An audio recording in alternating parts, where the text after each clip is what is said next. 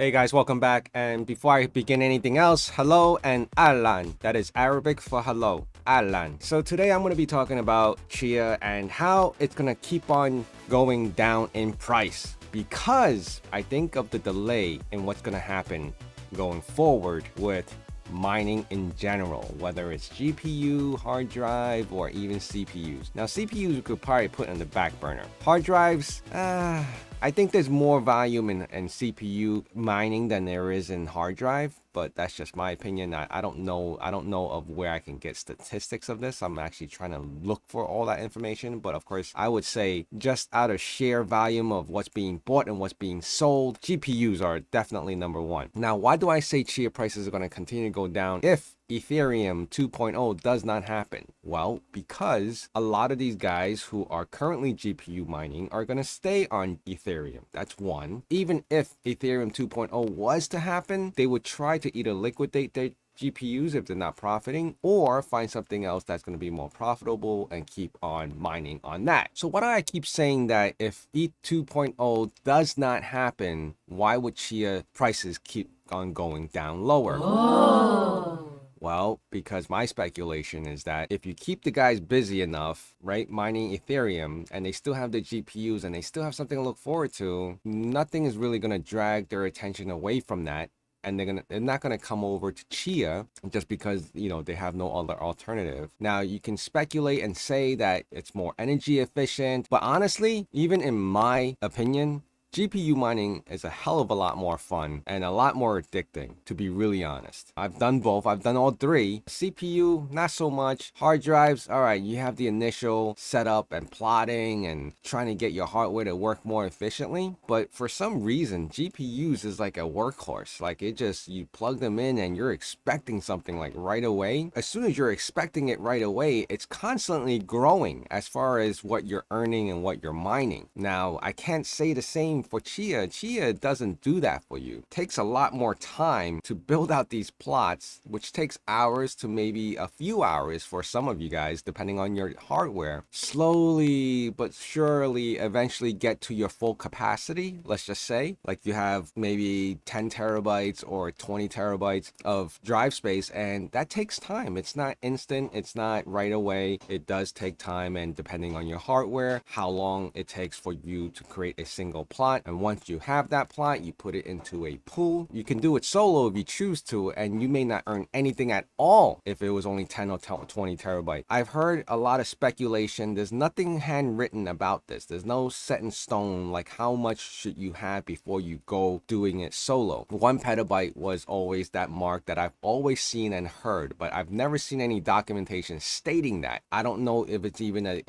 a formula to calculate why 1 petabyte would be the mark of where you would start mining solo. But if you did, even with a petabyte, you would still have to hold out and wait to see if you even earn anything from that. So now you're torn between having all this hardware that you purchased, took all the time to create whatever it is that you need to create as far as plots, and then now you're farming it solo and hopefully earn something while you're doing that. As you're doing that, the time that it takes from day 0 to day whatever, as soon as you earn something, let's just say you hit a block solo. You hit 1 block with 1 petabyte. Your estimated time of earning should be stated there, but the price of what the XCHs are now, you're not really earning much. So let's just say right now it's like $70 a coin and XCH. So as soon as you hit a block, you get $140. That isn't a hell of a whole lot. You would hope you would hit these blocks consistently on the time that it estimates or the time that it tells you that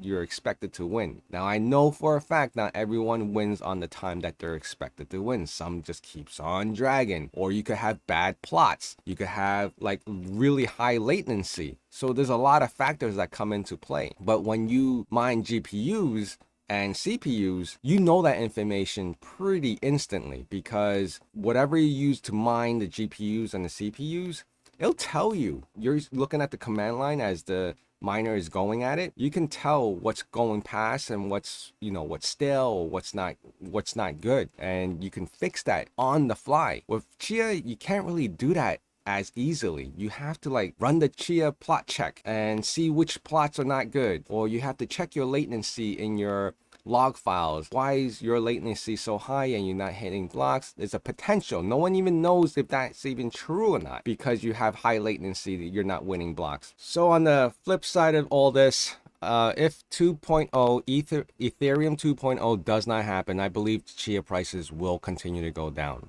As you can see right now, even with Ethereum in place, you know, the network space for Chia has been coming down. Maybe it has no association with that. Current network space is at 27.7, which, you know, last week it was at 28. And of course, right now, the Chia price has been hovering and sitting at the 69 mark. You know, a lot of these daily fluctuation can just be a lot of just, you know, bots, trading bots, people who are buying into bots. I've done it myself on KuCoin, and it's just, you know, you make a profit. You know, you buy low, you sell high, you make a profit, you set your limit on where you want to buy, you set your limit on where you want to sell it. And I see that fluctuation happening daily. What I'm noticing as well as it's happening, the number of the XCH prices are going lower and lower each following day, each following week and month, because not just the trading bot, but I believe people who are earning XCHs are liquidating it, because there is that fear of XCHs hitting even lower. And by you accumulating all this, it's almost like sitting on cash, right? A lot of people say, don't put all your money into the savings account because it's gonna just,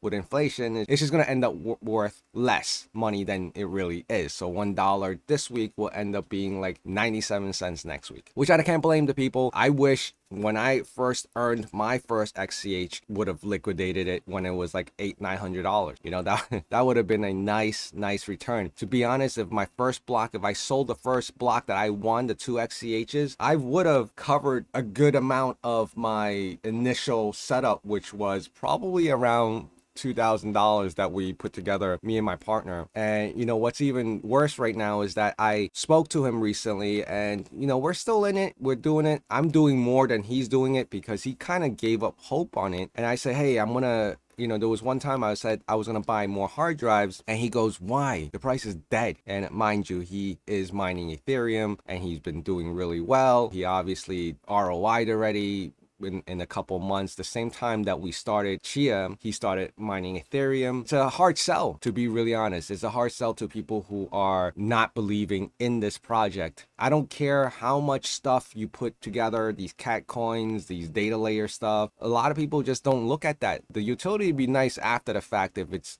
established, right? You have to have something to sell. You can't sell a dream, a pipe dream. And that's how I'm seeing all this right now, is that you're selling, oh, we could do this on the data layer and this is what we can eventually accomplish. Well, you haven't had anything to really sell yet. You're not building, you didn't build the final product. The final product is what you actually put on the shelf and say, this is what we can do and this is why we're going to prosper, right? So can you imagine every retail giant, or, you know, whatever is out there? Let's just say NVIDIA came out with this GPU and it's like, well, it's not fully finished. This is what it looks like. This is the prototype.